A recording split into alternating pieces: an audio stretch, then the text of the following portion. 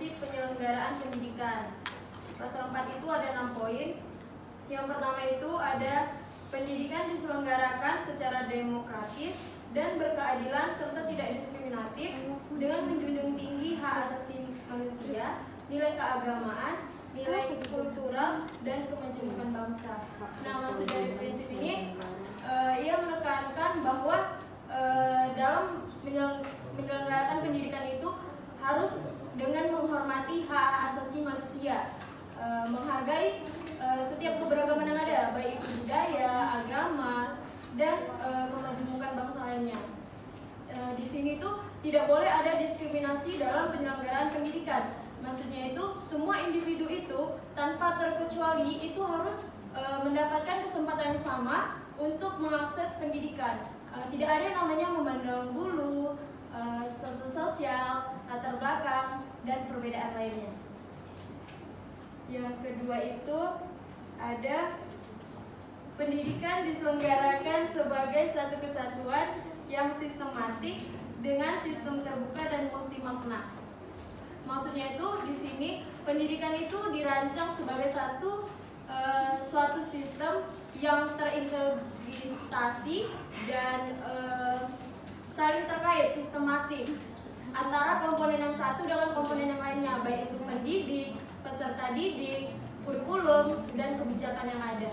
Maksud dari sifat terbuka itu pendidikan ini sifatnya itu fleksibel, harus dapat menyesuaikan dengan perubahan-perubahan yang terjadi, baik itu perubahan lingkungan, tuntutan masyarakat, dan perkembangan teknologi. Yang ketiga itu ada pendidikan diselenggarakan sebagai suatu proses pembudayaan dan pemberdayaan peserta didik yang berlangsung sepanjang hayat. Maksud dari prinsip yang ketiga ini, pendidikan itu tidak terbatas pada usia tertentu dan dalam proses pembelajaran. Maksudnya dari prinsip keempat ini, dalam proses pembelajaran, pendidikan harus memberikan keteladanan, memotivasi dan mendorong peserta didik untuk mengembangkan kreativitas mereka.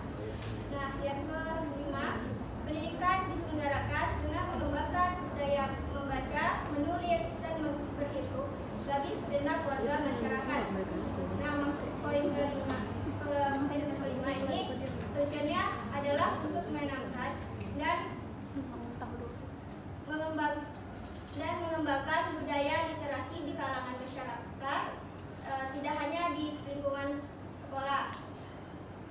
Nah, yang keenam, pendidikan diselenggarakan dengan memberdayakan semua komponen masyarakat melalui peran serta dalam penyelenggaraan dan pengendalian mutu layanan pendidikan.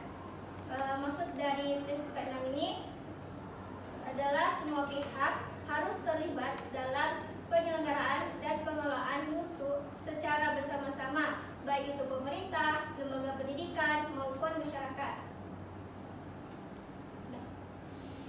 Cukup sekian yang dapat kami sampaikan. Oke, kami akhiri. Selamat pagi teman-teman.